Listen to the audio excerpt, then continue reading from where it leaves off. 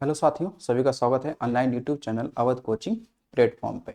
ठीक है, तो एसएससी जीडी 2025 में जितने भी पीवाईक्यू के रूप में सवाल पूछे गए थे, ठीक है, आज हम क्या करेंगे, यहाँ पे 20 क्वेश्चनों की चर्चा करेंगे। ऐसे ही 20-20 क्वेश्चनों का आपका ये क्लासेस आती रहेंगी, जो कि सारा का सारा पीवाईक्यू पे क्या रहेगा, ये बेस्ड रहेगा, है नहीं।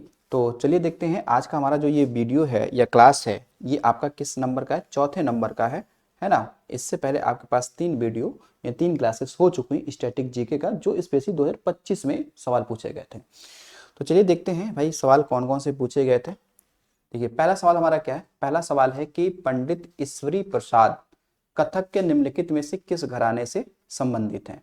बनारस घराना, रायगढ़ घराना, जयपुर घराना या फिर लखनऊ घराना। अब देखिए कि जो आपका कथक के घराने हैं वो हमारे भारत में वो आपके कितने हैं, तो ये कुल मिला के 4 घराने हैं, ठीक है ना। तो उनमें से एक घराना कौन सा है आपका, है लखनऊ घराना। तो लखनऊ घराने से ही संबंध रखते हैं कौन, पंडित ईश्वरी प्रसाद, ठीक है, ईश्वरी प्रसाद। अब लखनऊ घराने से बहुत सारे ऐसे हैं जिनका संबंध क्या रहा, कथक से रहा है, ठीक है। आप अगर देखेंगे बिरजू महाराज का भी संबंध इसी घराने से रहा है, नहीं, शोभना नारायण जैसे लोगों का संबंध इसी घराने से रहा है, ठीक। तो ये हो लखनऊ घराने का, ठीक है। और ध्यान रखिएगा जो लखनऊ घराना है इसे पूरब घराना भी कहा जाता है।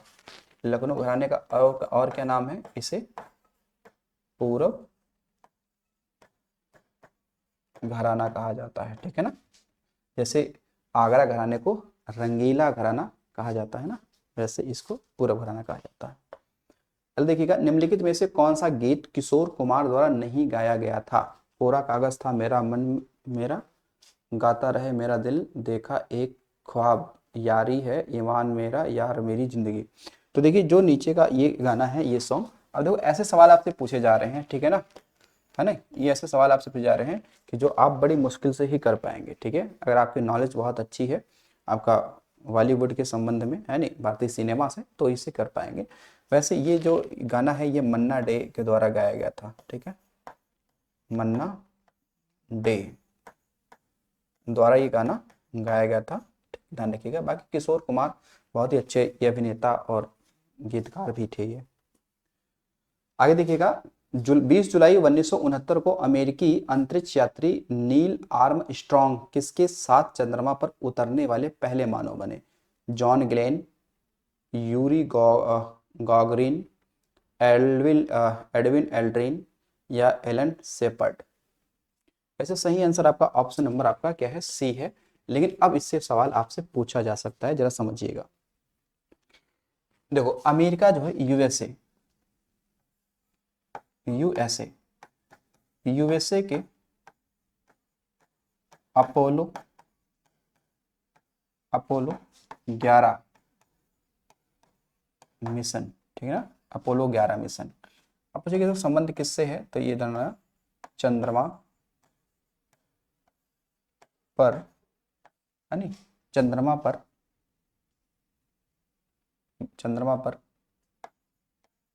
पहली, ठीक है, पहली क्या थी, सफल सफल मानव लैंडिंग था ये, लैंडिंग ये था, ठीक। ये कब हुआ, 20 जुलाई 1969 को, ठीक है। अब जो ये अपोलो 11 मिशन है, इसमें जो चालक दल था उसमें 3 लोग क्या थे, संबंधित थे, चालक दल। तो जो ये चालक दल है इसमें कुल मिला के कितने लोग थे, इसमें थे 3 लोग, ठीक है, 3 लोग थे। अब 3 लोगों में कौन कौन सा ये नाम जुड़ेगा, एक तो नाम है भाई नील आर्मस्ट्रॉन्ग, नील आर्म स्ट्रॉन्ग, ठीक है। फिर दूसरा नाम है बज एल्ड्रिन, क्या है, बज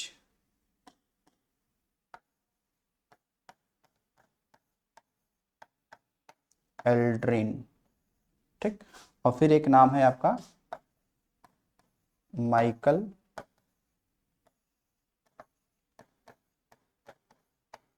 कॉलिंस, ठीक है। ये 3 लोग इस अपोलो मिशन से गए थे, ठीक है। लेकिन ध्यान रखेंगे इस बात का कि ये जो 2 लोग हैं, इन 2 लोगों ने चंद्रमा पे सतह रखा, चंद्रमा की सतह पे अपने पैर रखे या वहां पे चले या उन्होंने वहां पे घूमा, ठीक है। तो ये ध्यान रखिएगा कि चंद्रमा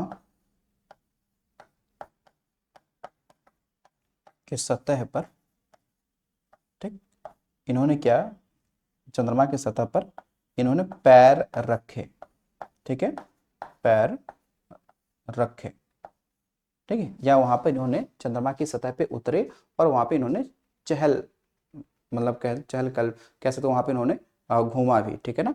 तो लेकिन जो माइकल कॉलिंस थे, ये अपने क्या थे, जो यान था उसी में बैठे रहे, वो नहीं गए। बाकी ये दो लोगों जो थे, बज एल्ड्रिन और नील आर्मस्ट्रांग, ये दो लोग गए, ठीक है। इन दोनों लोगों में से पहला पैर किसके द्वारा रखा गया था, तो नील आर्मस्ट्रांग द्वारा ये पैर रखा गया था पहला, फिर उसके बाद में बज एल्ड्रिन ने रखा, ठीक है। तो ये दो लोगों ने चंद्रमा की सतह पर अपने पैर रखे, बाकी वो अपने यान में ही बने रहे, वो उतर के नहीं गए, ठीक है। तो ये आपको इसलिए ध्यान रखना है। तो ये यूएसए का अपोलो 11 मिशन था, जिसका संबंध था से चंद्रमा से, ठीक है ना, चंद्रमा से। चलिए, बाकी यहाँ पे ये जो नाम था ना, एक नाम देखिए, ये यूरी गागरिन, तो ये अंतरिक्ष में जाने वाले पहले व्यक्ति हैं, ठीक है, ये अंतरिक्ष यात्री, ठीक है ना, फर्स्ट। तो फर्स्ट अंतरिक्ष यात्री कौन है, यूरी गागरिन, ठीक। आगे देखिए, एक सर्व को नेट से 1.98 मीटर यानी कि 6.5 फीट दूर स्थित शॉर्ट सर्विस लाइन से गुजरना चाहिए। शॉर्ट सर्विस लाइन डैश में एक लाइन है, तो ये तो बैडमिंटन में होता है, किसमें होता है भैया, ये बैडमिंटन में होता है शॉर्ट सर्विस लाइन, ठीक। अगला देखो, सरहुल उत्सव निम्नलिखित में से किस राज्य में मनाया जाता है, झारखंड में, उत्तर प्रदेश, उत्तराखंड, हिमाचल प्रदेश। वैसे तो इसमें एक ही नाम आपको दिखेगा, वो है कौन सा भाई, कौन सा, झारखंड, ठीक है ना। तो झारखंड में ध्यान रखेंगे कि झारखंड में क्या होता है कि कुछ ऐसी जनजातियां हैं जैसे कि ओराव, है ना, फिर इसके बाद में मुंडा, है ना, इसके अलावा हो, ठीक है, आदि आदि जनजाति द्वारा ये मनाया जाता है, ठीक है। अब जो सरहुल फेस्टिवल है, ये ध्यान रखेंगे, जो ये सरहुल उत्सव है, ये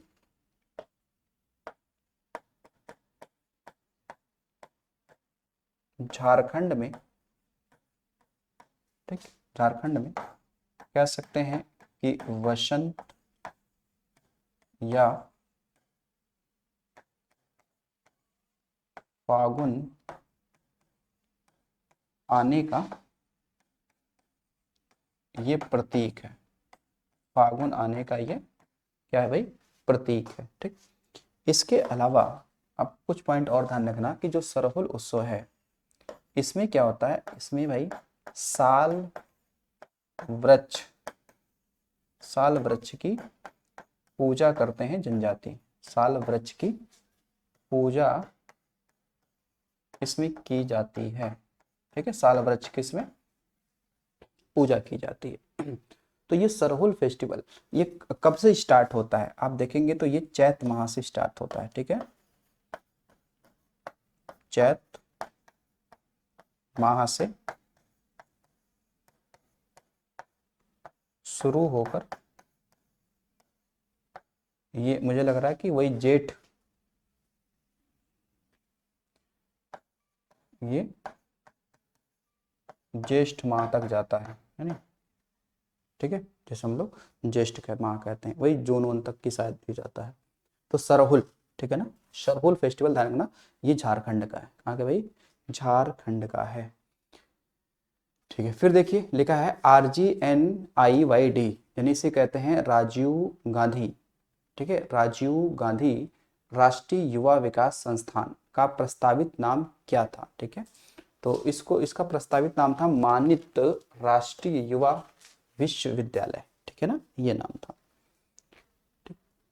राष्ट्रीय मधुमक्खी पालन एवं शहद मिशन का लक्ष्य क्या है, ठीक है। तो हमने राष्ट्रीय मधुमक्खी पालन और शहद मिशन क्यों शुरू किया, क्या उद्देश्य हमारा था, क्या लाल क्रांति को प्राप्त करना था, क्या मीठी क्रांति को प्राप्त करना था, क्या काली क्रांति को प्राप्त करना था, क्या गुलाबी क्रांति को प्राप्त करना था। तो यहाँ पे आप देखेंगे जो हमें प्राप्त करना था वो प्राप्त करना था भैया मीठी क्रांति, है ना। तो अगर आ जाए कि मीठी क्रांति का संबंध किससे है तो बताएंगे ये मधुमक्खी पालन और शहद उत्पाद से संबंध रखता है मीठी क्रांति। बाकी गुलाबी क्रांति तो आप जानते ही हैं कि इसका संबंध क्या है, झींगा उत्पादन से है ना। किससे है भाई, इसका है झींगा उत्पादन, झींगा उत्पादन से है। और जो गुलाबी क्रांति के जनक हैं दुर्गेश पटेल को माना जाता है, जनक दुर्गेश पटेल, दुर्गेश पटेल को माना जाता है, ठीक है ना, ध्यान रखिए। बाकी लाल क्रांति का संबंध तो मांस उत्पादन और टमाटर उत्पादन संबंधित है। अब यहाँ पे लिखा जो काली क्रांति लिखा है तो ये यहाँ पे कृष्ण क्रांति भी हम इसे कह सकते हैं, जिसका संबंध किससे है, पेट्रोलियम उत्पाद, ठीक है, पेट्रोलियम उत्पाद या फिर आप बायोडीजल भी कह सकते हैं इससे के। बाकी क्रांतियां आपकी कौन सी, बहुत सारी क्रांतियां हैं। जैसे अगर आप यहाँ पे देखेंगे, मैं दो तीन की क्रांति के नाम लूंगा। जैसे आपने क्या, पराभनी क्रांति, पराभनी क्रांति का संबंध किससे है अगर आपसे सवाल ये पूछा जाए तो आपको स्पेशली बताना है भिंडी उत्पादन से, है ना, भिंडी उत्पादन से इसका संबंध होता है, ठीक है। पराभनी क्रांति का संबंध किससे, भिंडी उत्पादन से ये है, ठीक है, पराभनी क्रांति, ठीक। उसके अलावा अगर देखा जाएगा तो यहाँ पर आप एक लिखेंगे, जैसे हमने बोला धूसर क्रांति। जैसे क्या है भाई, धूसर क्रांति का संबंध किससे है आपका, उर्वरक उत्पादन से। किससे है, उर्वरक उत्पादन से है, ठीक। उसके अलावा आप देखेंगे जैसे कि आप एक पढ़ेंगे अमृत क्रांति का संबंध किससे है, अमृत क्रांति का संबंध किससे है, नदी जोड़ो परियोजना से, नदी जोड़ो परियोजना से। बाकी अगर आप देखेंगे और भी चीजें अगर हम चर्चा करें, जैसे आपने पढ़ा होगा हरित क्रांति, सवाल कई बार पूछा गया कि जो हरित क्रांति है, हरित क्रांति की जो शुरुआत होती है वो किस पंचवर्षीय योजना से होती है। अगर ऐसे सवाल आपसे आ जाए तो बताना कि जो हरित क्रांति का संबंध है वो खाद्यान्न उत्पादन से है, ठीक है। और हरित क्रांति जो शुरू हुआ था वो तीसरी पंचवर्षीय योजना के दौरान शुरू हुआ था 1965 और 66 के बीच में, ठीक है ना, 1965-66 के बीच में शुरू हुआ था, क्योंकि 66 और 67 में दिया होता है। तो ये आपको ध्यान रखें, तीसरी पंचवर्षीय योजना। अच्छा देखो, जो हरित क्रांति है, हरित क्रांति का सबसे ज्यादा प्रभाव किन क्षेत्रों पे या किन राज्यों में पड़ा था। अगर ऐसा सवाल आ जाए तो बताना है आपको कि इससे ज्यादा जो प्रभाव है पंजाब, हरियाणा और पश्चिमी यूपी पे पड़ा था, ठीक है ना। और जो ये हरित क्रांति जब हमने शुरू किया था, ठीक है, तो इसमें क्या हुआ था, हमने की जो हाई यील्ड वैरायटीज यानी उच्च उपज देने वाली किस्मों को हमने इसमें क्या किया था, लगाया था, ठीक है, हाई वैरायटी, है नी,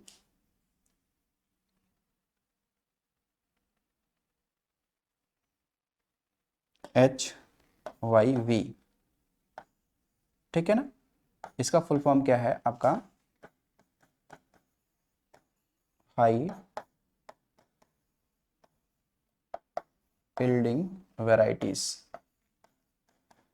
वैरायटी, है ना। तो इस प्रकार के हमने क्या किया था, बीजों को लगाया था जो उच्च उपज दे हमें, ठीक है, इसको ले लगाया था। बाकी हमने देखा कि क्रांति का मतलब होता है शीघ्र परिवर्तन, यानी कि बहुत जल्द बदलाव आ जाना, ठीक है। तो हरित क्रांति को ध्यान रखिएगा, भारत में जनक कौन है, MS स्वामीनाथन, और वर्ल्ड में कौन है तो डॉक्टर नॉर्मन ई बोरलॉग, जो अमेरिका के क्या है, ये निवासी हैं।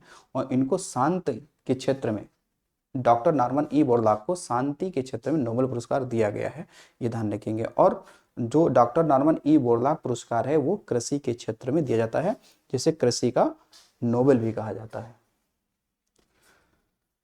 ठीक है। आगे आइए, अगला है आपका रुक्मणी देवी अरुंडेल निम्नलिखित किस नृत्य शैली से संबंधित हैं। तो इनका संबंध आप बता सकते हैं भाई किससे, भरतनाट्यम से। किससे, भरतनाट्यम से, ठीक।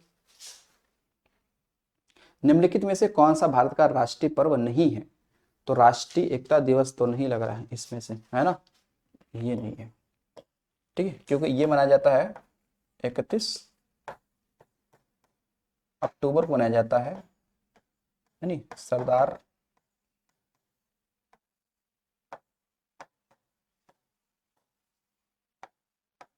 वल्लभ भाई पटेल की जयंती के रूप में ये डे मनाया जाता है, ठीक है ना। क्योंकि इन्होंने भारत का एकीकरण किया था ना, क्योंकि इनको भारत का बिस्मार्क कहा जाता है, तो यहाँ पे लिखा ना राष्ट्रीय एकता दिवस, तो इसलिए इनकी जयंती पर। बाकी तो जानते ही हैं, गणतंत्र दिवस, गांधी जयंती, स्वतंत्रता दिवस, है ना, 2 अक्टूबर को गांधी जयंती। अच्छा, ये सवाल पूछा जाए कि अभी गणतंत्र दिवस अभी मनाया गया है ना, तो अभी मनाया गया है 26 जनवरी 2026 में जो ये मनाया गया है, ठीक है ना, 2026 में जो ये मनाया गया है। तो इसमें आपको एक चीज ध्यान रखनी है कि ये किस नंबर का था, तो ये था आपका 78 नंबर का। किस नंबर का था? 78 नंबर का था। और इसमें हमने क्या किया था कि जो चीफ गेस्ट थे, है ना, मुख्य अतिथि के रूप में किसे बुलाया था हमने, तो जो आपका यूरोपीय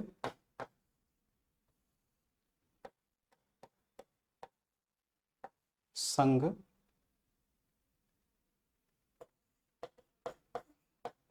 के परिषद व आयोग के जो अध्यक्ष थे उनको बुलाया था हमने, ठीक है। तो जो यूरोपीय आयोग के अध्यक्ष थी उर्सुला वान डेर, है नी, उर्सुला वान डेर। और जो यूरोपीय परिषद के जो अध्यक्ष थे वो आपके, आप देखेंगे उसमें, तो एंटोनियो निकोटस ऐसे करके उनका नाम था, वो थे, ठीक है। और बाकी जो इसमें आपने देखा था, जो उसमें झांकियां निकाली जाती हैं, ठीक है, झांकियां, उन झांकियों में जिसको जो मिला सर्वश्रेष्ठ पुरस्कार का दर्जा मिला था, वो था आपका कौन सा? गुजरात, आई थिंक गुजरात, गुजरात या महाराष्ट्र कोई था, ठीक है ना उसमें।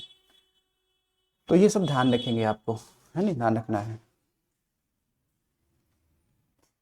देखिए, निम्नलिखित में से किस राज्य में थाई पुसम उत्सव मनाया जाता है? तो थाई पुसम जो है ये तो तमिलनाडु का है ना, क्योंकि तमिल कैलेंडर में जो थाई है ना, वो एक महीना है, उस महीने में त्योहार मनाया जाता है थाई पुसम, ठीक। संगीत नाटक अकादमी पुरस्कार में अंगवृस्तम और ताम्रपत्र, यानी कि एक शॉल दिया जाता होगा, ताम्रपत्र दिया जाता होगा। इसके अलावा पैसे कितने दिए जाते हैं? तो पैसा दिया जाता है भैया कितना? 1 लाख रुपया। कितना दिया जाता है? 1 लाख रुपया दिया जाता है। भोलानाथ प्रसन्ना निम्नलिखित में से किस वाद्य यंत्र से जुड़े हैं? अब यहाँ पे प्रसन्ना एक टाइटल देखना जरा, जैसे राजेंद्र प्रसन्ना, है नी, पन्नालाल घोष, ऐसे नाम जो आते हैं, इन सभी का नाम क्या है? बांसुरी वादक से जुड़ता है। किससे जुड़ता है ना? बांसुरी वादक से जोड़ा जाता है, ठीक। तो ये आपको ध्यान रखेंगे।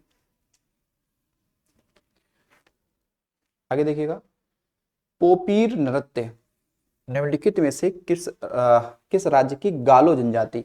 अब देखो, यहाँ से अगर हम ये नहीं पता था पोपीर नृत्य, लेकिन हमें पता था कि गालो जनजाति, हमें पता है ये कहाँ पाई जाती है, तो इससे हम लोग कर लेते हैं।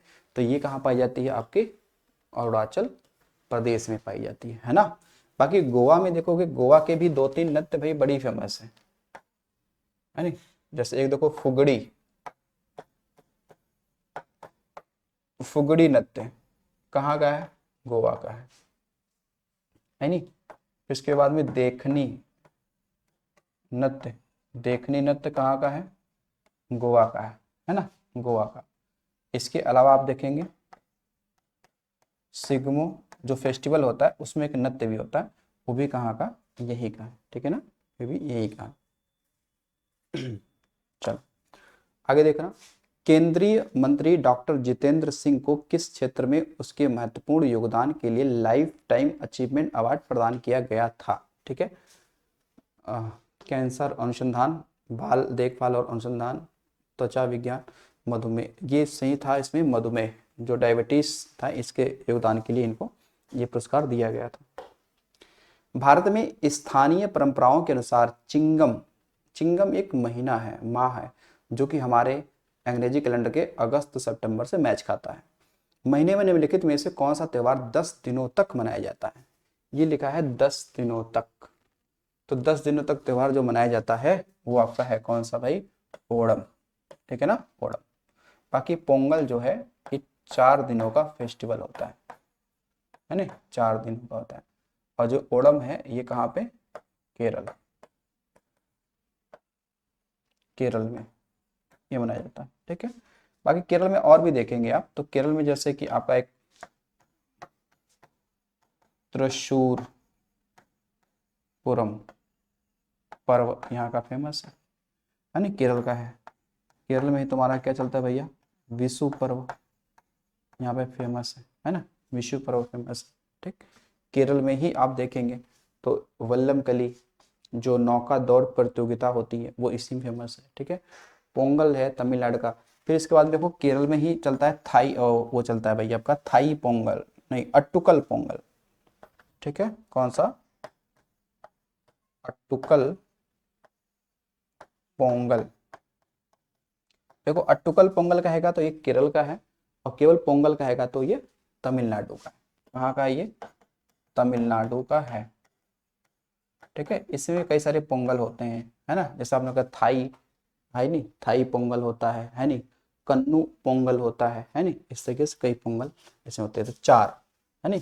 तो पोंगल वाले ही उत्सव में क्या होता है आपका, आपने देखा स्पेशली जो एक बैलो कि क्या होता है, एक खेल होता है इसमें, जिसमें उसके सींग में सिक्के की पोटली बांधी जाती है, ठीक है, उसको खोलना रहता है, ठीक। जिसमें कुछ समय पहले मद्रास हाई कोर्ट ने क्या किया था, उस पर बैन लगा दिया था कि ये जानवरों का शोषण है, इसे ना खेला जाए, है ना। ठीक, तो ये आपको ध्यान रखना है, ठीक है। आगे जो मयूरभंज छऊ डैश एक जनजाति नृत्य शैली है। देखो अभी ये बात आ गई ना कि आपने पढ़ा था कि जो छऊ नृत्य है उसकी 3 शैलियां प्रसिद्ध हैं। कितनी है, 3 शैलियां प्रसिद्ध हैं। एक आपने पढ़ा था झारखंड वाले, जिसमें हम लोग बोला था पुरुलिया, पुरुलिया छऊ, ये झारखंड में था, सॉरी पुरुलिया जो था आपका कहाँ था, पश्चिम बंगाल में था, ठीक है। एक आपका था सराय, है नी, सराय, है नी, सराय जो छऊ था वो झारखंड में था। और आज मयूरभंज एक जिला ही पड़ता है कहाँ पे, ओडिशा में। कहाँ पड़ता है, ओडिशा में। तो ये यहाँ का क्या है, प्रसिद्ध है, ठीक है। ठीक है, फिर देखिए यामिनी कृष्ण मूर्ति को नर्तकी की शैली की अस्थाना नर्तकी के रूप में पहचान मिली। ये देखो आपने बहुत पहले भी पढ़ा था भाई कि अस्थाना नर्तकी, है ना, की उपाधि जो दिया गया था ये स्पेशली आंध्र प्रदेश में जो तिरुपति बालाजी महा मंदिर है वहाँ पे उसको द्वारा दिया गया था।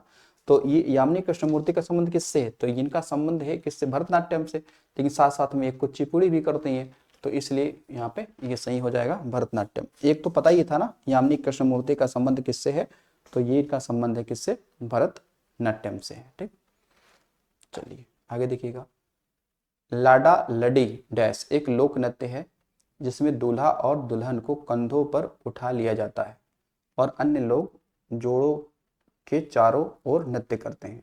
अच्छा ठीक है, कहाँ का भाई, संथाल जनजाति द्वारा होता है क्या, चकमा, गारो या फिर भील जनजाति, ठीक। तो इसके लिए जो सही आंसर आपका है वो आपका जनजाति है भील जनजाति। कौन सी है, भील जनजाति, ठीक है। तो लाडा लडी भील का एक लोक नृत्य है। अच्छा ठीक है, वैसे आप देखोगे एक चीज और सुनना, इनका एक नृत्य एक और भी है जिसे कहते हैं भगोरिया, भगोरिया नृत्य, है ना, इनका ही है, ठीक।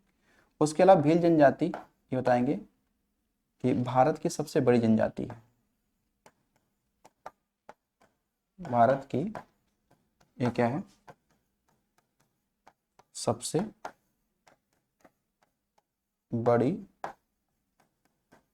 जनजाति, जो कहाँ पाई जाती है, मध्य भारत में,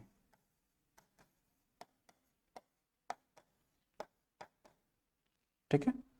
जैसे मध्य भारत का मतलब ये हो गया, जैसे कि आप देखें मध्य प्रदेश, महाराष्ट्र, छत्तीसगढ़ और राजस्थान वाले हिस्से में पाई जाती है, ठीक है, भील जनजाति। तो भील जनजाति जो है ये एक धनुर्विद्या, ठीक है, या हम कह सकते हैं धनुर्धारी, धनुर्धारी होते हैं ये, तो यानी कि ये धनुर्विद्या में बिल्कुल पारंगत होते हैं, ठीक है ना। इनको धनुष चलाना बहुत ही बेहतर आता है, ठीक। 2011 में आयोजित संगीत नाटक अकादमी के कार्यकारी बोर्ड की बैठक में नृत्य के क्षेत्र में कितने अकादमी पुरस्कार देने का निर्णय लिया गया था। अब ये देखो बहुत ही सारा मतलब ये बहुत सारा टफ ये सवाल है, ठीक है। तो इसलिए इसमें सही आंसर क्या है, इसमें आपका 9 था। क्या आंसर था आपका, 9 था, ठीक है। अगला देखिएगा, अगला आपका है कि प्रसिद्ध तबला वादक जाकिर हुसैन निम्नलिखित में से किस संगीत घराने से संबंधित थे। तो ये पंजाब घराना, इंदौर, बनारस, दिल्ली। तो ये संबंध रहेगा किनसे, इनसे, इनका संबंध रहेगा पंजाब घराना से। किससे रहेगा, पंजाब घराना से संबंध रहेगा, ठीक है ना। एक आपने नाम सुना होगा पंडित किशन महाराज, इनका संबंध भी किससे रहा है, पंडित किशन महाराज, इनका भी संबंध किससे रहा है, तो तबला ये वादक है ना, ये भी क्या है, तबला वादक, इनका संबंध रहा है, ठीक। ठीक, तो ये हमारे क्या थे आज के टोटल 20 क्वेश्चन थे जो आधारित थे 2025 के प्रीवियस ईयर पर ही आधारित थे, ठीक है। तो आई होप कि आपको समझ में आया होगा, ठीक है। कोई सुझाव या कोई कमी दिखे तो आप कमेंट बॉक्स में आप इसको ज़रूर हमें टैग करिएगा, ताकि हम उसको समझ पाएँ और आपके लिए बेहतर कर पाएँ। तो चलिए मिलते हैं अगले वीडियो में, आज के लिए इतना ही। Thanks for watching.